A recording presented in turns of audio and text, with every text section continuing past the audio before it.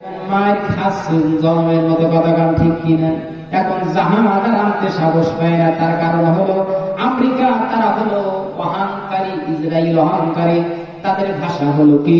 আল্লাহ পাক সূরা কাসাসের ভিতরে বলে দিয়েছেন, ওয়া কাম আহলাকনা মিন ক্বরিয়াতিন বাতিরাত মাঈশাতাহা ফাতিলকা মাসাকিনুহুম লাম তুসকান মিন বা'দিহিম ইল্লা কলিলা ওয়া কুন্না নাহনুল ওয়ারিসিন।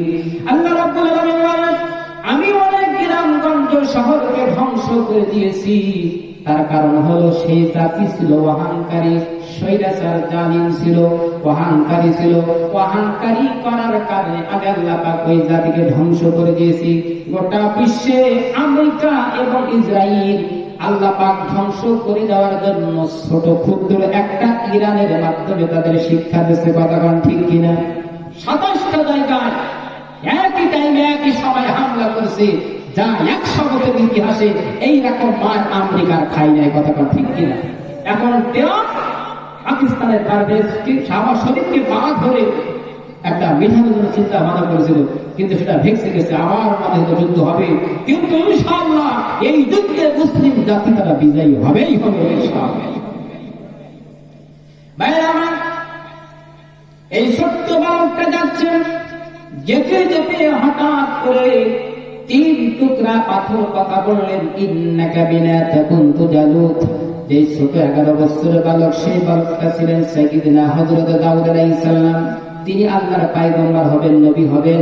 দাউদ আলাইহিস সালামের বয়স কিন্তু তখন মাত্র 11 বছর। এই 3 টুকরা পাথর নিয়ে নদী পার হতে যত মানুষ পানি পান করেছে সব পেট ফুলে, সব সমুদ্রের নদীর কিনারায় হাউডু করে পেট ফুলে বাষ্ট হয়ে অনেকে মারা গেছেন।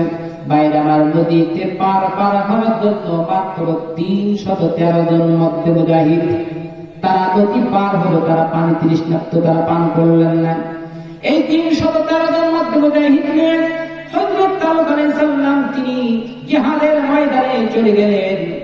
দীপ্ত প্রহর সকালবেলা জালুত তার সৈন্যবাহিনী 3 লক্ষ সৈন্যবাহিনী আর মাত্র 313 জন, এই বিশাল বাহিনীর সাথে যুদ্ধ করবে কেমনে? আল্লাহ পাক বলেন, নবী, ইয়াকুম মিনকুম 20 সাবিরুনা ইয়াগলিবুনা মিআতাইন।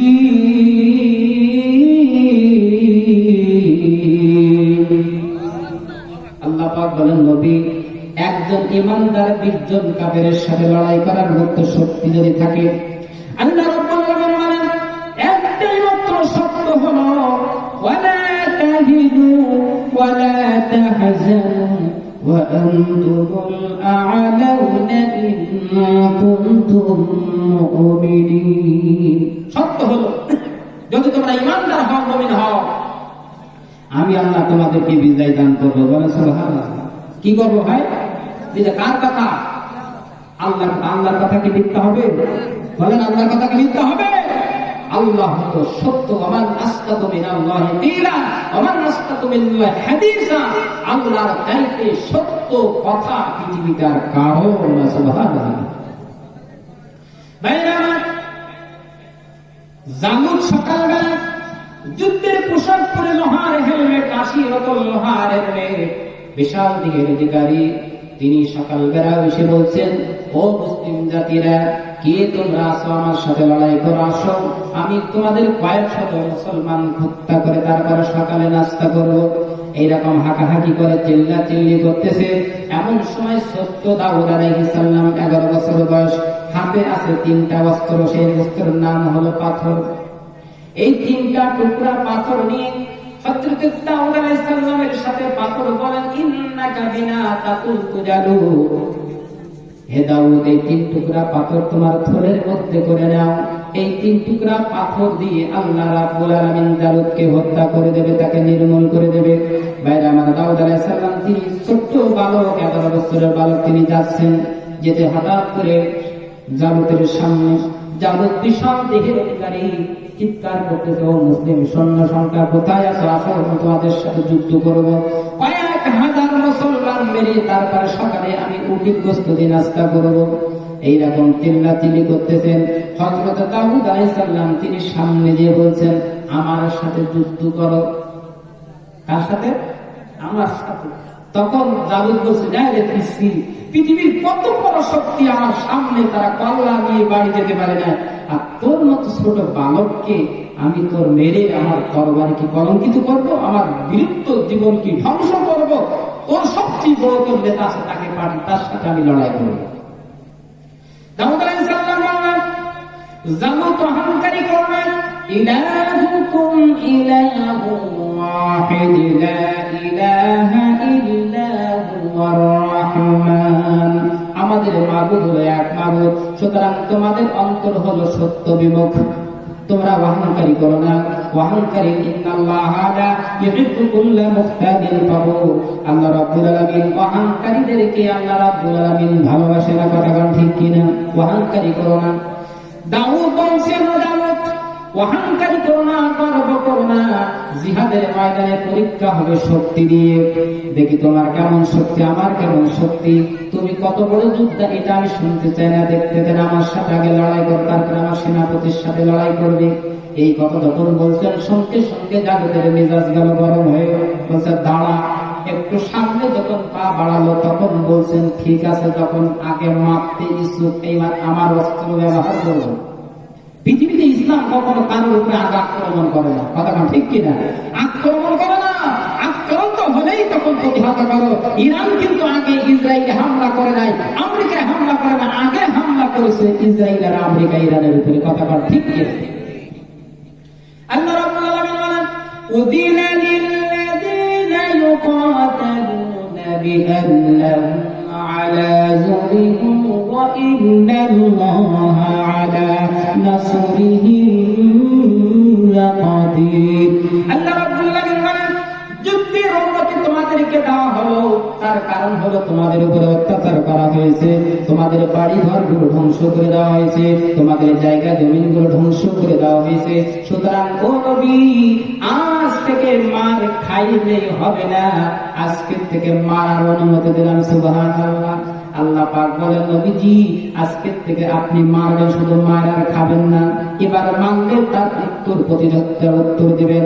আল্লাহ পাকের আয়াত নাযিল হলো, আবু বকর বলেন, জিহাদে যাওয়ার জন্য সর্বপ্রথম সূরা হজের এই আয়াত আল্লাহ তাআলা নাযিল করে দিলেন। সেই দিন থেকে বুঝেছি, আজ থেকে বাপ পিতা যদি কাফের হয়, সামনেও এসে যায়, বাপ তার সন্তানকে ছেড়ে দিবে না। ভাইরা আমার, জাবুত যখন পা সামনে বাড়ালেন, হযরত দাউদ ছোট্ট যুবক, ছোট্ট বালক, 11 বছরের বয়স। এমন সময় দাউদ আলাইহিস সালাম এবার তার থলের থেকে সেই পাথরের টুকরা বের করলেন। বিসমিল্লাহ বলে যখন পাথরটা তার দিকে নিক্ষেপ করলেন, সঙ্গে সঙ্গে দাউদের ডান পাথরে লাগলো। লাগার সাথে সাথে বিকট একটা শব্দ হলো। শব্দ হওয়ার সঙ্গে সঙ্গে দাউদের ডান হাত মাটিতে পড়ে গেল। জোরে বলেন সুবহানাল্লাহ। শক্তি ক্ষমতার মালিক কে? সবাই বলে ক্ষমতার মালিক আল্লাহ রাব্বুল আলামিন। বলেন নবীজি, বদরের যুদ্ধের জন্য আল্লাহ রাব্বুল আলামিনের নবী আল্লাহ পাক বলেন, নবী আপনি আয়াতটা কারিমা তেলাওয়াত করুন, সকালবেলা আরে খনকারগুলো নিক্ষেপ করুন। ওয়া মা রামাইতা ইয রামাইতা ওয়ালাকিন্নাল্লাহা রামা। সুবহানাল্লাহ। প্রিয় ভাইরা আমার, আল্লাহ রাব্বুল আলামিনের নবী, আপনি খনকারগুলো নিক্ষেপ করুন। আপনি শুধু নিক্ষেপ করেছেন, আমি আল্লাহ তাআলা আমার কুদরতি ব্যবস্থাপনায় সমস্ত কাফেরদের চোখে ধুলাবালিগুলো আমি আল্লাহ পৌঁছাই দিয়েছি। সুবহানাল্লাহ। বিহামদি। বাইরে আমার, পৃথিবীতে আল্লাহর দুশমন যত বড়, আল্লাহর ধ্বংস করার জন্য অস্ত্র তত ছোট। কথা ঠিক কিনা? নমরুদের ঘটনা আমরা শুনেছি, আল্লাহর সাথে লড়ার জন্য, যুদ্ধ করার জন্য গেছেন। প্রিয় ভাইরা, এই নমরুদকে পৃথিবীর পরাশক্তিমান আসাদু মিন্না বিকুওয়া, আমার চাইতে শক্তিশালী অন্য কোন রব আছে এটা তো আমি মানি না, বিশ্বাস করি না। ইব্রাহিম, তুমি আমার কোন রবের কথা, ইলাহার কথা বলছো? তখন হযরত ইব্রাহিম আলাইহিস সালাম বলছেন, আমার আল্লাহ তিনি